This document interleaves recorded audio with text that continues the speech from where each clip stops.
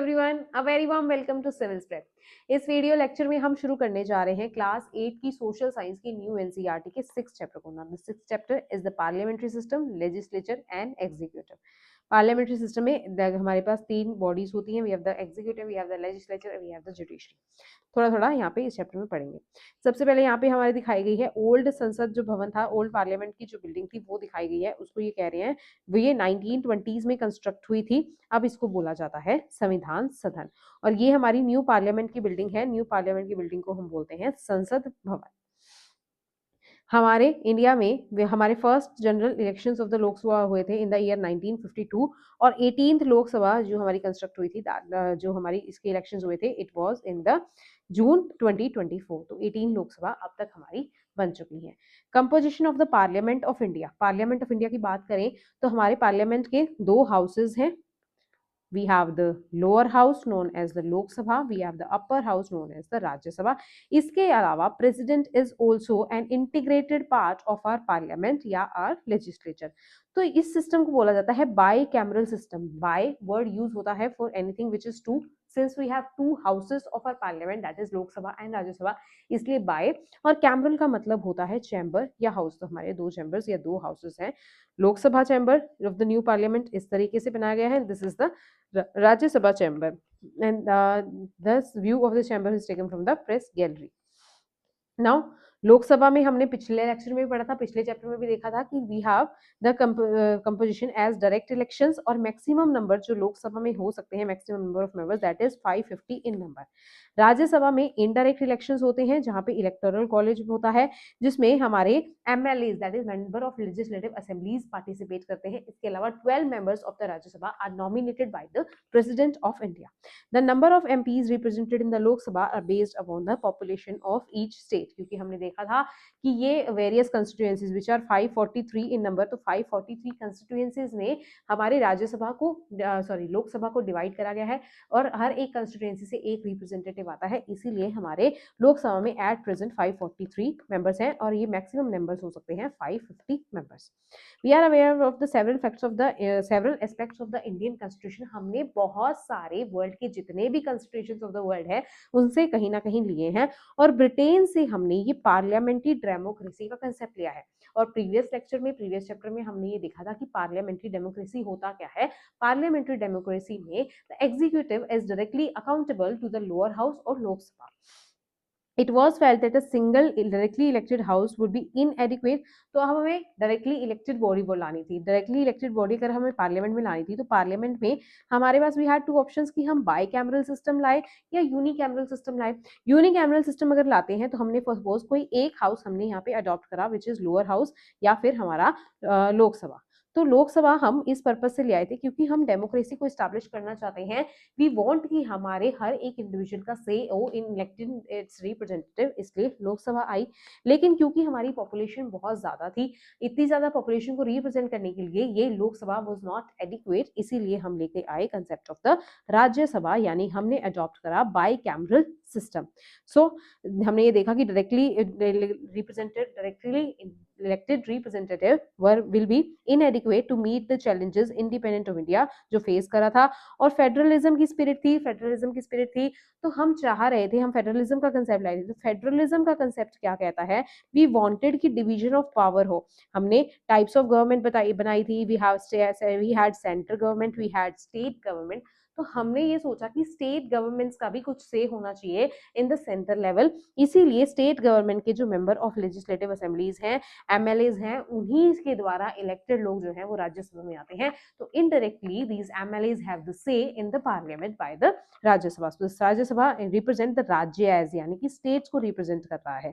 तो India practice federalism, power जो है वो डिस्ट्रीब्यूटेड है बिटवीन द सेंटर से state as well as the local governments. हमारे पास लोकल गवर्नमेंट्स भी हैं जिनको कॉन्स्टिट्यूशनल स्टेटस मिला था in the 73rd and 74th constitutional amendment act. So the system helps to keep the balance between the national unity and the local interest. अब बात करते हैं about their function. Each house of the parliament के पास अपना एक presiding officer होता है। अगर लोकसभा की बात करें तो लोकसभा में हमारे पास वो प्रिसाइडिंग ऑफिसर है स्पीकर। और अगर राज्यसभा की बात करें तो हमारा vice president which is the chairman of the Rajya Sabha. तो वाइस प्रेसिडेंट ही हमारा चेयरमैन ऑफ द राज्यसभा है। तो दोनों ही हाउसेस के पास अपने अपने एक प्रिसाइडिंग ऑफिसर है। तो प्रिसाइडिंग ऑफिसर की नीड क्या रहती है? These presiding officers conducts the sessions, allows the members to speak, maintains discipline, ensures the rules are followed. मतलब ये जो प्रिसाइडिंग ऑफिसर है ये एंश्योर करते हैं कि डिबेट्स और डिस्कशंस जो हमारे पार्लियामेंट में हो रही हैं, they must be contained in an orderly manner. तो ये चीजें इनका काम होता है, ये प्रिसाइडिंग ऑफिसर्स का। सो दोनों ही हाउसेस में we have a presiding officers of its own. फिर यहाँ पे दिखाई गई है a picture of the Sengol. Sengol एक गोल्ड प्लेटेड सिल्वर स्कल्पचर है जो सिंबॉलिकली रिप्रेजेंट करता है handing over of the power. जब India got its independence in the 1947, तो जवाहरलाल नेहरू को भी 14 अगस्त 1947 में ये सेनेगल दिया गया था on the occasion of the Indian independence, to mark the transfer of the power. की मतलब अब इंडिया के पास ये पावर जो है, India is a sovereign state और इंडिया के पीएम के पास ये पावर है, हम ये पावर इंडिया को ट्रांसफर कर रहे हैं। इसको अब हमारे जो लोकसभा के स्पीकर है उसकी चेयर के पास रखा जाता है, ये दिखाने के लिए कि now this speaker is ruling. और ये जो प्रैक्टिस है ये स्टार्ट हुई थी from the Chola empire. Chola empire में Sengol was handed over to the next ruler. अगर किसी रूलर से नेक्स्ट रूलर के पास पावर जा रही है तो इसको as a transfer of power को सिंबलाइज करते हुए सेनेगल हैंड ओवर करा जाता था।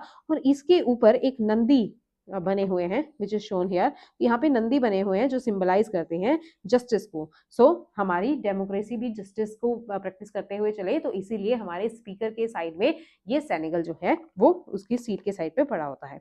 To help make parliamentary discussions accessible to all, translation services provide करी जाती हैं इन द पार्लियामेंट।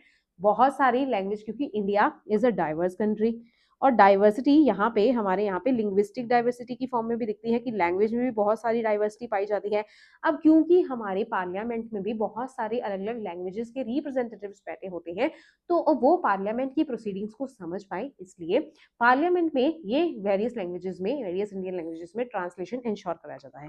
प्रीवियसली ये 12 इंडियन लैंग्वेजेस में ट्रांसलेशन इंश्योर करा जाता था जो यहाँ पे मेंशन्ड है, और recently 6 more languages, 6 more languages have been added to this translation process, which are Bodo, Dogri, Maithili, Manipuri, Urdu and Sanskrit. ज्यादातर ये लैंग्वेजेस अगर आप देख पा रहे होंगे तो ये हमारे 8th schedule of the constitution में मेंशन है। तो ये बोडो, डोगरी, मैथिली, मणिपुरी, उर्दू और संस्कृत ये लैंग्वेजेस भी ऐड करी गई थी पार्लियामेंट में ट्रांसलेशन के पर्पज से।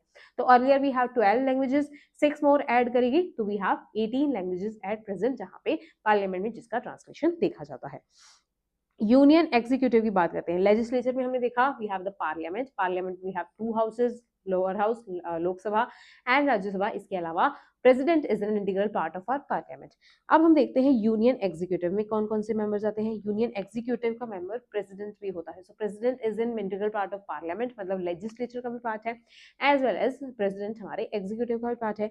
इसके अलावा हमारा वाइस प्रेसिडेंट हो गया and the council of ministers जिसको हेड करता है PM. So PM prime minister is the head of the council of minister. Council of ministers को चूज करा जाता है from among the member of parliaments of the both houses. दोनों ही houses के जो एमपीज होते हैं उसी में से काउंसिल ऑफ मिनिस्टर्स को चूज करा जाता है, और मिनिस्टर्स जो है they are collectively responsible to the Lok Sabha. This is the system of parliamentary democracy, और यही हमें डिफरेंशिएट करवाती है फ्रॉम द प्रेसिडेंशियल डेमोक्रेसी में ऐसा नहीं होता। In the presidential democracy, presidential system, दोनों ही organs of the government that is legislature as well as executive, they are very differentiated. इनके मेंबर्स आपस में सिमिलर नहीं होते, they are not being accountable to each other. तो यही हमारा पार्लियामेंट्री डेमोक्रेसी है, और इसके ऊपर यूपीएससी बहुत बार क्वेश्चन पूछ चुका है that what is parliamentary democracy. अगर आपका ये कंसेप्ट क्लियर है तो आप इस तरह के क्वेश्चंस को टैकल कर सकते हैं। फिर नेक्स्ट देखते हैं पार्लियामेंट के कुछ लेजिस्लेटिव फंक्शंस होते हैं, उसको हम डिवाइड कर सकते हैं into constitutional function, law making function, executive accountability and financial accountability. एक एक करके इनको देखते हैं। कॉन्स्टिट्यूशनल की फंक्शन की बात करें तो कुछ एक core values of the constitution को होल्ड करने की जो रिस्पॉन्सिबिलिटी है it lies with the parliament. जैसे कि पार्लियामेंट्री डेमोक्रेसी या यूनिवर्सल अडल्ट सफरेज को अनेबल करवाने की रिस्पॉन्सिबिलिटी पार्लियामेंट के पास है। Secondly, separation of power between various organs of the government which are legislature, executive and judiciary. इनको भी इंश्योर कराने की पावर पार्लियामेंट के पास है। या ensuring federalism, that is division of the powers between the centre, state and the local bodies, उस division of power को इंश्योर कराने की जो रिस्पॉन्सिबिलिटी है it lies with the parliament. And upholding fundamental rights and DPSPs by framing laws and policies, इसकी भी responsibility lies with the parliament. So these comes under the category of the constitutional function of the parliament. Second हमारे पास है, इनके पास responsibility होती है parliament के पास law making responsibility. Law is a generally brought into force by an instrument called as an act सबसे पहले जो एक बिल आता है which is the draft proposed law, वो बिल पार्लियामेंट में आएगा, पार्लियामेंट उसको डिस्कस करेगा, पार्लियामेंट उसको पास करेगा, फिर फर्दर उसको प्रेसिडेंट पास करेगा। So then this bill becomes the act या लॉ। तो ये एक्ट तब एक्ट बनता है जब it is pass by the parliament and further इसको प्रेसिडेंट भी अपनी सहमति दे देता है by signing on it. So it is first introduced in the parliament. तो लॉ मेकिंग की responsibility lies with the parliament. यहाँ पे एग्जाम्पल दिया गया है of the right to education. Right to education हमारे directive principles of state policy का part था। डायरेक्टिव प्रिंसिपल स्टेट्स को गाइड करते थे कि स्टेट को free and compulsory education provide करवानी चाहिए। इन the year 2002 86th constitutional amendment act लाया गया और इसको एक फंडामेंटल राइट बनाया गया, और फंडामेंटल राइट बनाया गया under article 21। Article 21 talks about the right to life and liberty, और एजुकेशन को कंसिडर करा गया कि ये education is very important to live a meaningful life. So इसको under article 21 right to life के अंडर आर्टिकल 21 ए ऐड करा गया in the year 2002 86th education constitutional amendment act के द्वारा। तो इस आर्टिकल 21 ए में डाला गया right to free and compulsory education between the age of 6 to 14 years. This age criteria is very important क्योंकि ये DPSC में डिफरेंट है, फंडामेंटल ड्यूटीज में डिफरेंट है, फंडामेंटल राइट्स में डिफरेंस है। तो यहाँ पे ये डिफरेंट एजुकेशनल क्राइटेरियाज यहाँ पे मेंशन है, इसका डिफरेंशिएशन आपको याद होना चाहिए क्योंकि ये आपके लिए कंफ्यूजिंग हो सकता है। सो फंडामेंटल राइट्स जिस एज क्राइटेरिया की बात करते हैं, the fundamental right article 21 A talks about free and compulsory education between the age of 6 to 14 years। तो यहाँ पे इसके लिए एक्ट लाया गया in the year 2009। So right to education act आया 2009 में, जब पार्लियामेंट में इसके लिए बिल आया इन द ईयर 2008, इसको पास किया गया इन द 2009, प्रेसिडेंशियल एजेंट मिली इन द 2009 एंड ये एक्ट बन गया right to compulsory education. So right to education act तब आया था। अब बिल से एक्ट बनाने का प्रोसेस क्या होता है in the law making of the parliament. सबसे पहले ईदर हाउस में एक बिल या एक ड्राफ्ट बिल को, लॉ का जो ड्राफ्ट होता है that is known as bill, उसको किसी भी हाउस में प्रेजेंट करा जाता है, उसकी फर्स्ट रीडिंग होती है, फिर उसको स्टैंडिंग कमेटी को रेफर कर दिया जाता है। Standing committee is a permanent body, although जो स्टैंडिंग कमेटी में जो मेंबर ऑफ पार्लियामेंट होते हैं या जो स्टैंडिंग कमेटी के मेंबर्स होते हैं they may change with time but the standing committee is a permanent body। this fact is very important क्योंकि यूपीएससी इसी एरिया से क्वेश्चन पूछता है। यूपीएससी ये पूछ सकता है द स्टैंडिंग कमेटी, ऑल्दो क्योंकि ये हर एक बिल अलग अलग डिफरेंट बिल को रेफर करने के लिए, उन पे बातचीत करने के लिए the standing committee is made, तो ये आप कंफ्यूज हो सकते हैं। This standing committee is temporary in nature, so no this is not temporary in nature, this standing committee is permanent in nature. तो स्टैंडिंग कमेटी को रेफर करा जाता है, फिर वो अपने कंसिडरेशन में लेता है, देन पास कर देता है। फिर क्लोज बाय क्लोज हर एक पॉइंट जो एक बिल का होता है that is known as the clause of that particular bill. तो क्लोज बाय क्लोज डिस्कशन होता है एंड अमेंडमेंट्स अगर कोई रेफर की जाती है, कई पार्लियामेंट में कोई बात करी जाती है कि इसमें हमें एक पर्टिकुलर चेंजेस चाहिए, उसके ऊपर भी देन बातचीत होती है एंड देन उस बिल के ऊपर वोटिंग होती है। वोटिंग के बाद यही same process is repeated in the other house. For example a particular bill is introduced in Lok Sabha, Lok Sabha में उसकी रीडिंग होगी, स्टैंडिंग कमेटी के पास जाएगा, फिर कंसिडरेशन होगा, क्लोज बाय क्लोज रीडिंग होगी, उसमें अमेंडमेंट के कुछ अगर बातचीत हो रही है तो वो होगी एंड देन उस पर वोटिंग होगी। तो यही चीज यहाँ इसके बाद राज्यसभा में जाएगा वो बिल, राज्यसभा में सेम प्रोसीजर फॉलो होगा एंड देन प्रेसिडेंशियल एसेट मिलेगा।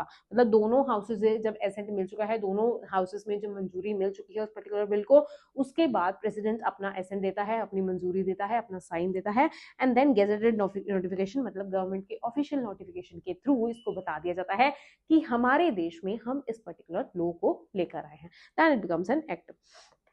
रीडिंग का जो कंसेप्ट है, रीडिंग ऑफ द बिल का जो कंसेप्ट है, ये ब्रिटिश पार्लियामेंट से एसोसिएटेड है क्योंकि उस टाइम पे बहुत सारे एमपीज वर इलिटरेट, तो जो वहाँ पे एमपी पार्लियामेंट में क्लर्क्स होते थे वो उनको पढ़ के सुनाया करते थे और बिल और एमपीज फर्दर उसको डिस्कस करते थे। क्लोज का मैंने आपको बता दिया कि पार्ट्स ऑफ द बिल जो हर एक बिल की एक स्पेसिफिक डिटेल को एक्सप्लेन करते हैं, that is known as the clause of the bill. और गेजेट की बात करें तो it is an official government publication जो अनाउंस करती है किसी भी लीगल डॉक्यूमेंट को या ऑफिशियल इंफॉर्मेशन को। फिर नेक्स्ट टॉपिक देखते हैं, दैट इज एग्जीक्यूटिव अकाउंटेबिलिटी।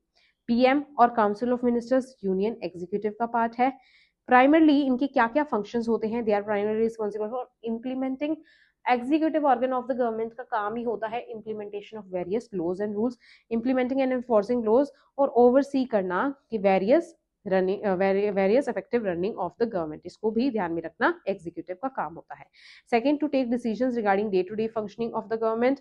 ये जो एग्जीक्यूटिव होता है that is in the parliamentary form of government, executive is directly accountable or answerable to the Lok Sabha and through various mechanisms like question hour। question hour parliamentary की seatings में एक question our होता है जहां पे इन executive member से जो parliament के मेन मेंबर्स होते हैं MPs, they ask various questions regarding the policies जो भी इन्होंने बनाई होती है। This is the question hour. इनके through these council of ministers members are responsible या executive members are responsible to the Lok Sabha या parliament। Question hour in the Lok Sabha इस इलेक्टेड पीरियड में होता है, typically at the first hour of the parliamentary session, जहां पे MPs can ask the ministers questions, क्योंकि ministers are members of the council of ministers और MPs parliament के member है, तो पार्लियामेंट के लिए डायरेक्टली आंसरेबल है। So MPs can directly ask the ministers about questions about the government policies and activities, और ये इसी की वजह से एग्जीक्यूटिव अकाउंटेबल है। और special committees also hold meetings where ministers have to explain and answer questions about their policies. तो special committees भी यहाँ पे इनसे क्वेश्चंस पूछती हैं, एंड दीज कमिटीज में include MPs from directly political parties, तो डिफरेंट पॉलिटिकल पार्टी से एमपीज भी यहाँ पे हो सकते हैं। तो इसी तरीके से जो पार्लियामेंट है उसको डायरेक्टली रिस्पॉन्सिबल है, डायरेक्टली आंसरेबल है हमारी executive organ of the government. तो लेजिस्लेचर से executive is directly responsible to the legislative. Another responsibility of the legislature is the financial accountability। financial accountability कैसे? The parliament approves and monitors government's expenditure to the annual budget and examining the distribution of funds to different budgeting। तो ये अपना budget, annual budget pass करते हैं और distribution of fund को भी examine करते हैं। इसी तरीके से ये फाइनेंशियल अकाउंटेबिलिटी इंश्योर करवाता है legislature organ of the government. Next देखते हैं executive functions of the parliament. हमारे कॉन्स्टिट्यूशन को वेरियस पार्ट्स में डिवाइड करा गया है। One of the part that is part 5, इसका चैप्टर 1 कहता है ऑफ द एग्जीक्यूटिव, इसकी बात करता है। इसमें डिस्कस करे गए हैं rules and responsibility of the president, vice president and council of ministers. वहीं चैप्टर 2 में पार्लियामेंट से रिलेटेड उसके रूल्स एंड फंक्शंस चैप्टर 2 के पार्ट 5 के चैप्टर 2 में मेंशन्ड है। सबसे पहले बात करते हैं about the president. President is the head of the state, he is the nominal head of the executive. अब एग्जीक्यूटिव में प्रेसिडेंट भी आता है, प्राइम मिनिस्टर भी आता है, काउंसिल ऑफ मिनिस्टर्स भी आता है। अब काउंसिल ऑफ मिनिस्टर्स को हेड करता है prime ministers, and prime minister is the real head, और इसको बोला जाता है डी फैक्टो हेड। मतलब इन फैक्ट अगर कोई हेड है तो वो प्राइम मिनिस्टर है, बट नॉमिनल हेड प्रेसिडेंट है, क्योंकि प्रेसिडेंट को हेड ऑफ स्टेट कंसिडर किया जाता है। And all the executive actions of government of India are taken in the name of the president. So president is known as the nominal head of the executive, क्योंकि in hand real power president के पास नहीं है, उसके नाम पे सारे काम करे जाते हैं ऑफ द एग्जीक्यूटिव या government of India. So prime minister and council of minister are responsible for running the government. President जो है वो अपॉइंट करता है प्राइम मिनिस्टर्स को एंड और अदर मिनिस्टर्स को। इसके अलावा ये क्या काम करते हैं? They summon the parliament, give. President क्या करता है? Assent to the bill. President जब तक बिल को एसेंट नहीं देता तब तक वो बिल लॉ नहीं बनता। After the assent of the president bill law में कन्वर्ट होता है, among other functions. The council of ministers aids and advise the president. However कुछ एक स्पेशल सर्कमस्टांसेस में प्रेसिडेंट खुद की डिस्क्रिशन पे या खुद की मन मर्जी से भी कुछ काम कर सकता है, पर्टिकुलरली जब पॉलिटिकल क्राइसिस चल रहा है और कोई भी पॉलिटिकल पार्टी के पास एक क्लियर कट मेजॉरिटी नहीं है। So this situation is known as the situation of the hung assembly. तो हंग असेंबली की कंडीशन में president can work on the discretion of its own, तो अपनी मन मर्जी से उस कंडीशन में प्रेसिडेंट काम कर सकता है। नेक्स्ट टॉपिक है the prime minister and council of minister. Prime minister जैसे कि मैंने आपको बताया he is the de facto executive authority, क्योंकि सारी की सारी पावर जो है वो प्रेसिडेंट के नाम पे ही काम करती है। In fact parliamentary form of government को alternatively prime ministerial form of government भी बोला जाता है, क्योंकि यहाँ पे सारी पावर जो है it lies with in the hands of the council of ministers which is headed by prime minister. Prime minister में ज्यादा पावर है। प्रेसिडेंट जो है वो leader of the majority party या कोलिजन ऑफ द लोकसभा, उसके को जो लीडर होगा, जो कोलिजन जो अपॉइंट करेंगे एज इट्स लीडर, उसको अपॉइंट करता है एज प्राइम मिनिस्टर। और prime minister with the support of the majority of the MPs in the Lok Sabha. Prime minister के जो की फंक्शंस हैं वो देखते हैं। ये काउंसिल ऑफ मिनिस्टर का लीडर होता है, प्रेसिडेंट को एडवाइज करने का काम करता है, डिफरेंट मिनिस्ट्रीज के कामों को कोऑर्डिनेट करने का काम करता है और नेशनल पॉलिसीज बनाता है। So these are some of the functions of the president prime minister. Prime minister and council of ministers take decisions and run the government. ये लोकसभा के लिए कलेक्टिवली रिस्पॉन्सिबल है। पूरी की पूरी council of minister is collectively responsible towards the Lok Sabha. और बार बार मैं ये बात आपको बता रही हूँ क्योंकि UPSC has asked this question many times कि ये one of the most important feature है of the parliamentary form of government that council of ministers is collectively responsible to the Lok Sabha. Most of the bills that come to the parliament for discussions ये government ही initiate करती है। और executive organ की अगर बात करें तो we have a permanent group of officials जिसको हम कहते हैं civil servants. So civil servants भी एग्जीक्यूटिव कैटेगरी ऑफ गवर्नमेंट के अंदर ही आते हैं। बट अगर हम बात करें इलेक्टेड रिप्रेजेंटेटिव्स की, be it council of ministers which is headed by prime minister या president, so they are not permanent, क्योंकि इनके इलेक्शंस जो है वो 5 साल के बाद होते हैं, तो they are not permanent in nature. लेकिन सिविल सर्वेंट्स जो हैं, since they are selected candidates, so they are permanent officials, they are permanent group of executive. So ये क्या करते हैं, they help in implementing laws and policies, क्योंकि executive organ of the government का काम ही होता है कि वेरियस लॉज एंड पॉलिसीज को इम्प्लीमेंट करवाना। और क्योंकि सिविल सर्वेंट्स परमानेंट एग्जीक्यूटिव का काम की कैटेगरी में आते हैं, तो एग्जीक्यूटिव की कैटेगरी में आने की वजह से इनका भी काम होता है to implement laws and policies. और इनको बोला जाता है एडमिनिस्ट्रेटर्स या ब्यूरोक्रेट्स, जो डायरेक्टली वर्क काम करते हैं under the direction of ministers to ensure that the government departments can function smoothly. So this is the work of the various bureaucrats या यहाँ पे हमारे परमानेंट एग्जीक्यूटिव। अब बात करते हैं about the difference between the legislature and executive. बहुत ही अच्छा यहाँ पे टेबल दिया गया है, इसको आपको अच्छे से देखना है। लेजिस्लेचर की बात करें तो लेजिस्लेचर रिप्रेजेंट करता है पार्लियामेंट से। पार्लियामेंट यहाँ पे सुप्रीम लेजिस्लेटिव बॉडी है ऑफ द कंट्री, जिसमें प्रेसिडेंट, लोकसभा और राज्यसभा आते हैं। एग्जीक्यूटिव की बात करें, इसमें president, vice president, council of ministers and council of ministers which is headed by prime minister, ये आता है। मेन रोल की बात करें तो लॉज बनाना यहाँ पे पार्लियामेंट का मेन रोल होता है और उन्हीं लॉज एंड रूल्स को इंप्लीमेंट करवाना एग्जीक्यूटिव का काम होता है। फंक्शंस की बात करें, ये पार्लियामेंट में बिल्स इंट्रोड्यूस करवा सकते हैं और ये जो मोस्ट ऑफ द बिल्स जो पार्लियामेंट में इंट्रोड्यूस होते हैं ये पहले एग्जीक्यूटिव के द्वारा यहाँ पे लाए जाते हैं। Legislative keeps check on the activities of the executive by asking questions and seeking explanation. जैसे कि क्वेश्चन आर के बारे में हमने पढ़ा था कि हर एक सेशन के जो जनरली फर्स्ट आर होता है, that is known as the question hour, जहां पे MPs, member of parliament, ask questions to the ministers, मतलब ये डायरेक्ट अकाउंटेबिलिटी का काम करते हैं। एंड एग्जीक्यूटिव की बात करें, ये इंफॉर्मेशन प्रोवाइड करते हैं, एक्सप्लेनेशन प्रोवाइड करते हैं टू द लेजिस्लेटर इन्हीं क्वेश्चन आर्स के माध्यम से या अदर मीडियम्स या टूल्स के माध्यम से ये इंफॉर्मेशन प्रोवाइड करते हैं on its various decision and actions. और ये प्रेसिडेंट को एड एंड एडवाइस करते हैं on important matters including calling the session of the parliament. जब हमने एग्जीक्यूटिव पढ़ा था तो एग्जीक्यूटिव की हमने पावर में भी ये चीज देखी थी दैट इनकी पावर में आता था to summon the parliamentary house, तो ये भी पावर होती है इनकी, तो समन करने की या सेशंस बुलाने की पावर होती है एग्जीक्यूटिव की बात। लेजिस्लेटर की बात करें, sanctions all government related expenses और executive prepares and implements the budget approved by the parliament. फिर next, consult different parliamentary committees. Legislative जो है डिफरेंट पार्लियामेंट्री कमिटीज को कंसल्ट करती है, जबकि executive can function independently in day to day matters and may consult committees whenever required. So these were two of the organs of our government, that were executive as well as legislature.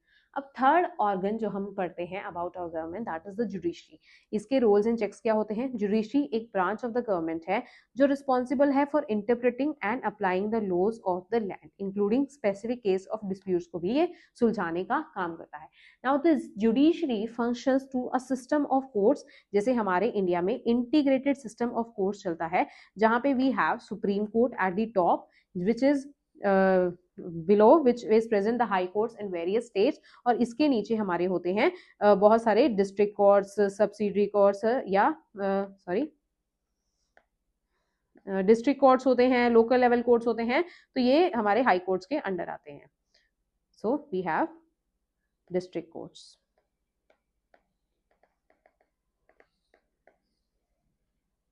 And this judiciary plays a pivotal role in maintaining the democratic nature of society and governance. तो ये इस तरीके से काम करता है. Judiciary acts as the custodian of the constitution. मतलब अगर एग्जीक्यूटिव ने या लेजिस्लेचर ने अपनी कोई भी लॉज बनाने के टाइम पे किसी भी तरीके से कॉन्स्टिट्यूशन को वायलेट करा है, तो जुडिशरी के पास एक स्पेशल पावर होती है, that is known as the judicial review. इस पावर को यूज करते हुए जुडिशरी उस लॉ को यहाँ पे नल डिक्लेयर कर सकता है, उस लॉ को नलिफाई कर सकता है, क्योंकि जुडिशियल रिव्यू के पावर से इसने ये बताया कि that particular law is violating the constitution of India. So supreme court या फिर कोई भी जुडिशरी का जो कोर्ट है, it has a special power to maintain the Constitution of India, to maintain the specific powers that were mentioned in the Constitution of India, ensuring that all the branches of the government operate within the principles and parameters which are enshrined in the Constitution. ये check and balance रखता है on the effective functioning of the society and institutions of the government. The constitution not only describes कि कैसे legislature या executive को power दी गई है, लेकिन इसमें स्पेसिफिक रिस्पॉन्सिबिलिटीज भी बताई गई है इन पर्टिकुलर ऑर्गन्स की, क्या क्या रिस्पॉन्सिबिलिटी है of the parliament, of the executive organ of the government. Judiciary is given a unique and critical responsibility कि वो चेक करे कि जो भी लॉज पार्लियामेंट में पास करे हैं वो कॉन्स्टिट्यूशनल के फ्रेमवर्क को वायलेट नहीं कर रहे हैं. And the violation of the constitution occurs when the laws are implemented by the executive.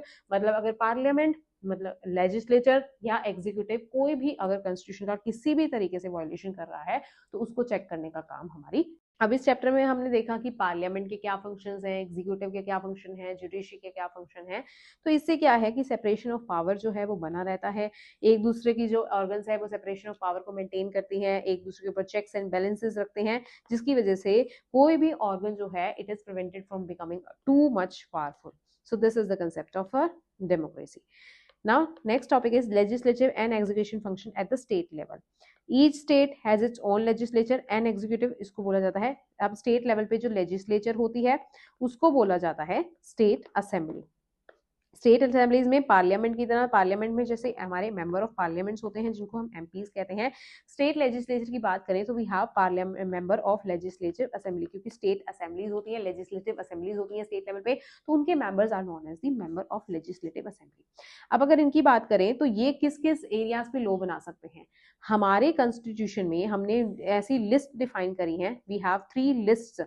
One we have the union list, one we have the state list, one we have the concurrent list. जो union list में कुछ subjects mentioned हैं, उन subjects पे laws बना सकती है सिर्फ और सिर्फ हमारी central legislature, that is the parliament of India. जो स्टेट गवर्नमेंट के जो स्टेट लिस्ट में जो सब्जेक्ट्स मेंशन है उन पे वेरियस स्टेट्स जो हैं वो अपने अपने अकॉर्डिंग लॉज एंड रूल्स बना सकती हैं. कॉन्करेंट लिस्ट में दोनों ही union legislature that is the parliament and state legislative assemblies दोनों ही लॉज बना सकती हैं. बट इन केस यहाँ पे state as well as parliament दोनों ने ही, state legislative assembly as well as parliament दोनों ने ही लॉ बना दिया on the matter of the concurrent list, तो प्रिवेल करेगी सेंटर की लॉ. ठीक है, तो यहाँ पे स्टेट की अगर बात करें तो state can make laws on the subject which are mention in the state list as well as the concurrent list, दोनों पे ही ये अपने जो है वो लॉज बना सकते हैं. और ये चीज यहाँ पे बता दिया है. और यहाँ पे ये बताया गया है जैसे एजुकेशन लाइक मैटर है, राइट टू एजुकेशन का हमने एग्जाम्पल लिया था, तो एजुकेशन का matter is mention in the concurrent list. इसके अलावा एजुकेशन, इन्वायरमेंटल पॉलिसी, ये सारे जो मैटर्स हैं these are mention in the concurrent list. इसीलिए हमारी states as well as centre can make laws on the education because it is mentioned in the concurrent list. Next है parallel structure of the union and the state government. Constitutional head की बात करें, centre level पे we have president and as our constitution head, जिसको एक electoral college appoint करता है, elect करता है. यहाँ पे अगर हम स्टेट की बात करते हैं तो we have governor as our constitutional head which is present in every state. और एक स्टेट का जो 2 स्टेट का एक गवर्नर भी हो सकता है. सो आप मुझे कमेंट सेक्शन में बताएंगे कि ये कौन से कॉन्स्टिट्यूशनल अमेंडमेंट में ये प्रोविजन जो है वो ऐड किया गया था कि ये जो 2 स्टेट का एक गवर्नर हो सकता है, और इस गवर्नर को अपॉइंट करा जाता है बाय द प्रेसिडेंट। इनकी टर्म्स, इनकी हेड की टर्म्स दोनों ही केसेस में 5 इयर्स होती है। एग्जीक्यूटिव हेड की बात करें तो नॉमिनल हेड यहाँ पे प्रेसिडेंट है और डी फैक्टो हेड यहाँ पे हमारा प्राइम मिनिस्टर है। अगर स्टेट की बात करें तो नॉमिनल हेड गवर्नर है और डी फैक्टो हेड यहाँ पे चीफ मिनिस्टर है। सिलेक्शन ऑफ द एग्जीक्यूटिव की बात करें तो लीडर ऑफ मेजोरिटी पार्टी या कोलिशन ऑफ द लोकसभा, यहाँ पे एग्जीक्यूटिव की हेड सिलेक्ट होता है। वही चीज यहाँ पे कोलिशन ऑफ द विधानसभा या मेजोरिटी पार्टी का जो लीडर है वो यहाँ पे हेड की तरह सिलेक्ट हो जाता है। काउंसिल ऑफ मिनिस्टर्स यहाँ पे प्राइम मिनिस्टर सिलेक्ट करता है, स्टेट्स में चीफ मिनिस्टर सिलेक्ट करता है। रिस्पॉन्सिबिलिटी की बात करें तो this executive is collectively responsible to the Lok Sabha, and again in the state this executive is collectively responsible to the Vidhan Sabha. Legislature structure की बात करें तो बाई कैमरल है, लोकसभा पार्लियामेंट में भी have Lok Sabha as well as Rajya Sabha. और स्टेट की अगर बात करें तो ये डिफरेंशिएटिंग पॉइंट है कि स्टेट्स में the legislature can be bicameral, in some states it is bicameral in India as well as in it can be unicameral। तो bicameral में क्या है, we have the Vidhan Sabha, we have the Vidhan Parishad, legislative assembly and legislative council। तो legislative assembly सिर्फ unicameral में होती है और बाई कैमरल में दोनों ही होती है, legislative assembly as well as legislative council. This is the differentiating point. और गवर्नर को प्रेसिडेंट अपॉइंट करता है, this is the differentiating point. बाकी पॉइंट्स आप खुद से यहाँ पे देख सकते हैं कि इसमें बहुत सारी सिमिलैरिटी पाई जा रही है। लोअर हाउस यहाँ पे लोकसभा है which is known as the house of the people, और स्टेट्स में we have the Vidhan Sabha which is known as the legislative assembly. Upper house centre में राज्यसभा है which is known as the council of the states, और states में विधान परिषद है which is Vidhan legislative council. ये कुछ एक स्टेट्स में ही है, इंडिया में at present it is present in the 6 states. Term of houses की बात करें तो यहाँ पे 5 इयर्स ही हैं दोनों ही कंडीशन में। प्रिसाइडिंग ऑफिसर दोनों ही कंडीशन में स्पीकर हैं। लेजिस्लेटिव पावर्स की बात करें तो ये सेंटर जो है वो union as well as concurrent list के मैटर पे यहाँ पे बना सकता है लॉज। एंड स्टेट की बात करें तो state can make laws on the state as well as concurrent list subject. Financial power की बात करें तो मनी बिल्स दोनों ही केसेस में लोअर हाउस में जो है वो प्रेजेंट करे जा सकते हैं। सेंटर के केस में the lower house is Lok Sabha and state के केस में the lower house is Vidhan Sabha. फिर बात करते हैं about the next topic that is structure of the state legislature. State legislature जैसे कि पहले हम बात कर चुके हैं, it can be unicameral. Unicameral में we have the single house that is state legislative assembly. Bicameral में we have 2 houses that is state legislative assembly as well as state legislative council। तो state legislative council जो bicameral system है it is present in Andhra Pradesh, Bihar, Karnataka, Maharashtra, Telangana and UP। In these 6 states at present India में यहाँ पे state legislative council है। इसके अलावा कुछ स्टेट्स में state legislative council with time बनाई गई थी और वो जो है अबॉलिश भी कर दी गई थी। नेक्स्ट है हमारा challenges to the effective functioning of the legislative. क्या क्या चैलेंजेस आ रहे हैं जो मेंबर्स ऑफ द पार्लियामेंट है। सिंस हमारे पार्लियामेंट के कुछ ही सेशंस होते हैं, साल में 3 सेशंस होते हैं, उन 3 सेशंस की मल्टीपल सिटिंग्स होती हैं, उसमें भी डिफाइंड टाइम पीरियड के लिए which is generally 6 hours a day के लिए यहाँ पे एमपीज को प्रेजेंट होना होता है। स्टिल एमपीज जो हैं वो स्पेशल सर्कमस्टांसेस में दिस टाइम में वेरी, दिस टाइम में एनहेंस और इंक्रीज, लेकिन फिर भी एमपीज का यहाँ पे एब्सेंटिज्म ज्यादा देखा जाता है। नॉन कोऑपरेटिव कंडक्ट है, कम्युनिकेशन ऑफ मेंबर्स इतना ज्यादा अच्छा नहीं होता, अब्यूजिव लैंग्वेज का यूज करा जाता है, reduced quality of the important debates, unimportant matters पे ज्यादा टाइम के लिए ये डिस्कशंस करते रहते हैं, descriptions of the questions hour. तो इस तरह की चीजें हमारे एमपीज को या हमारे पार्लियामेंट को या हमारे लेजिस्लेटिव ऑर्गन को इफेक्टिवली फंक्शन करने के लिए प्रिवेंट करती हैं। The parliament typically meets 3 times a year, जो उसको बोलते हैं sessions of the government which are budget session, monsoon session and winter session. These are 6 sessions. इनकी वेरियस सिटिंग्स होती हैं। पार्लियामेंट्स इन सिटिंग्स के दौरान आपस में मिलती हैं। They discuss upon very proposed laws, discuss important matters of governance और seeks explanation from the executive. जैसे कि हमारे क्वेश्चन आंसर जैसी चीजें हैं तो वहां से ये एग्जीक्यूटिव से एक्सप्लेनेशन मांगते हैं ऑफ द वेरियस फंक्शंस जो हम इन्होंने परफॉर्म करे होते हैं। Usually the parliament sits for 6 hours per day, लेकिन स्पेशल सर्कमस्टांसेस में दिस टाइम में इंक्रीज। और इसके अलावा और क्या चैलेंजेस है, that debates are disturbed, sessions are cut short and some bills take years to be discussed in passed, it becomes a matter of concern. ये चैलेंजेस हैं, कुछ एक चैलेंजेस हैं जो effective functioning of the government को prevent कर रहे हैं।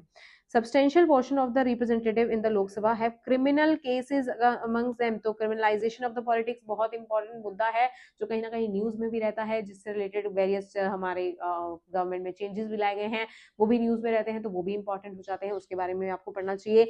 And many sessions are marked by the angry and bias debates that do not seriously address the issue affecting of the people. Media यहाँ पे इंपॉर्टेंट रोल प्ले करता है in communication the concerns of the electorates. तो media को यहाँ पे freely या अनबायसली काम करना चाहिए. बायसनेस ऑफ द मीडिया भी बहुत इंपॉर्टेंट है, ये बहुत ज्यादा न्यूज में चल रहा है, इसके बारे में भी आपको पता चल होना चाहिए. हमारी डेमोक्रेसी जो है it grow stronger when citizens stay informed and engage. तो या वे फॉरवर्ड में लिख सकते हैं कि हमारी इंफॉर्मेशन होना ही हमारी जो मेंबर्स ऑफ द सोसाइटी है, that is the common citizens, उनकी यहाँ पे पार्लियामेंट्री की प्रोसीडिंग्स में जो यहाँ पे उनका एंगेजमेंट है वो ज्यादा से ज्यादा होगा. यही चीजें हमें प्रिवेंट कर सकती हैं इन दिस प्रोसीडिंग्स की ये प्रोसीडिंग बहुत ज्यादा डिस्टर्ब ना हो. And then we should participate in the discussion through public debate or digital spaces that various government departments offer during policy making process, or constructively engaging with the political representatives or politics. और young leaders को भी diverse voices लानी चाहिए. various technological uses के माध्यम से हम parliamentary proceedings में या government की proceedings में अपना participation ensure कर सकते हैं. तो इस तरीके से हम ये फ्री एंड फेयर डेमोक्रेसी को इंश्योर करा सकते हैं.